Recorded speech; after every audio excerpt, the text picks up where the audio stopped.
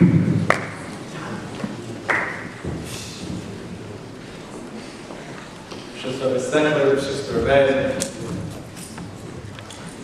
think that's a fairly good expression of what the Gemara describes as a Rabbi learn more from the Talmidim than perhaps the Talmidim from the Rabbi.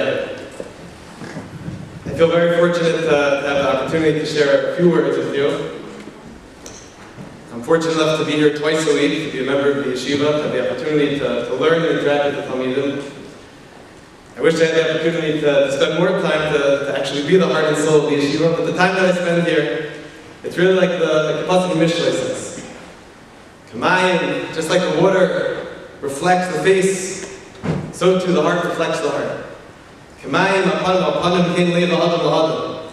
And there's a certain give and take that takes place between the Rabbi and the Talmidim, as you've heard tonight, hopefully you've seen tonight. If you've met the Rabbi, if you've met the Talmidim, there's a certain love that's pulsating back and forth between the two of them. But the Rabbi were able to really shape the Talmidim, and the Talmidim really shaped the Rabbi.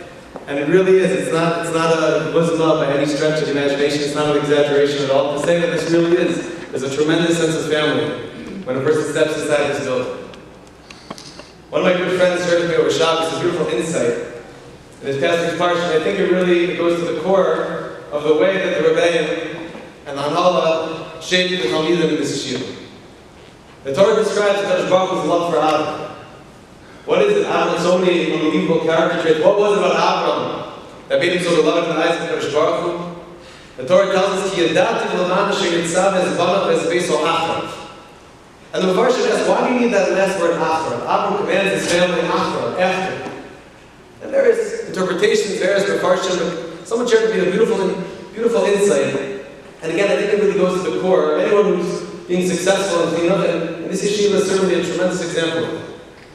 That in order to inspire people to inspire young men to want to be B'nai Torah, it has to be achrav. It has to be where the Rabbi are leading the way.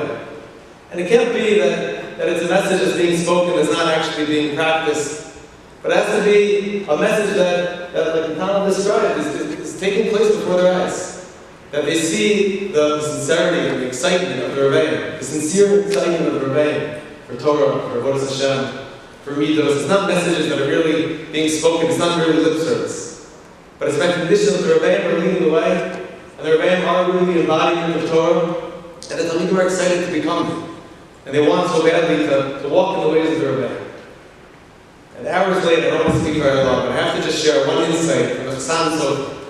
The Chassam Sofer was the grandson of Moshe Sofer, the famous Chassam Sofer. And he shared a very sharp insight, and I think it's particularly true in the world today. It's something that you really need to think about in choosing a yeshiva for your children. The Torah sets out a mission from the beginning of Bereshis, Pru U'Revu U'Milu Es Ha'aretz. And the Chassam Sofer says what that mission really means is that there's a world around us that's filled with all sorts of things. And we have to decide if we're going to be proactive in filling the world with positive things, or if we allow ourselves to be filled by the world around us. Do I seek means of filling my life with meaningful content?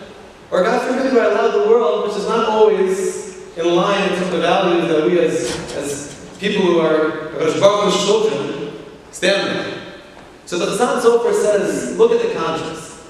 The Torah tells us, a person has to be proactive in filling the world, in filling one's schedule, in filling one's day with meaningful content from beginning to end. Because if God forbid we don't find ways to use our time in the proper way, unfortunately the opposite will take place. And the Chassam Sofer says in Mitzrayim, in Klal Yisrael, at the lowest point in history, it was the Timalei Ha'aretz Osam.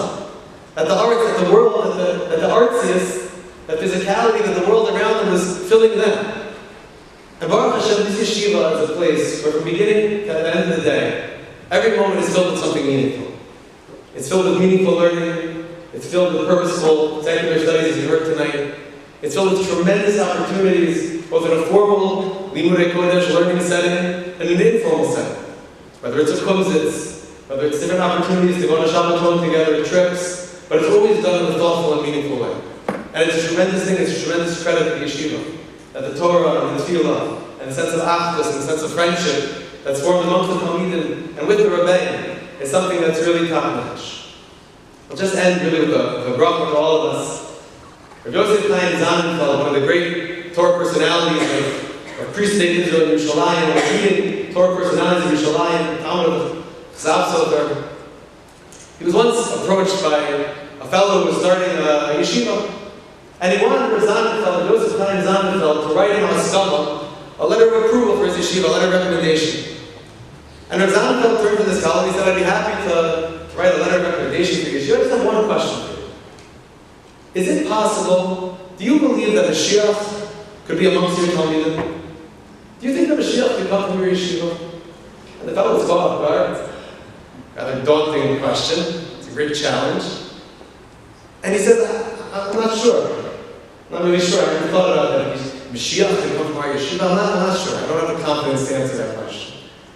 And when Joseph Chaim Zandenfeld said it very seriously, he said, I can't write you a letter of assumption for your yeshiva. Because if you don't believe that the way that you're educated, if you don't believe that the Torah values you're instilling in your Talmidim have the potential, I ask you to guarantee that you're going to be the yeshiva. There's many, Baruch Hashem, have many beautiful yeshivas, each with their own style and flavor. But if the Rabbi, if the Talmidim don't believe that they could be Mashiach, or play a critical role in bringing Mashiach to this world, that something's not right by that yeshiva. He quoted at the time a Gemara in Shabbos Kuf Testament base, where the Gemara darshan on the pasuk Al Tiku b'Mashiach as a reference to Talmidei yeshiva, the people who are studying yeshiva.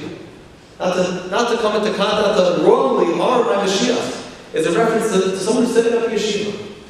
And I can tell you 100% honestly, that from the moment Rabbi Stecker began to mold this yeshiva, Rabbi Stecker has tremendous dreams of this yeshiva, and we've all seen this happen. The Shemaim, in a few years that the yeshiva's been around, we've seen tremendous things happen, with tremendous improvement each year.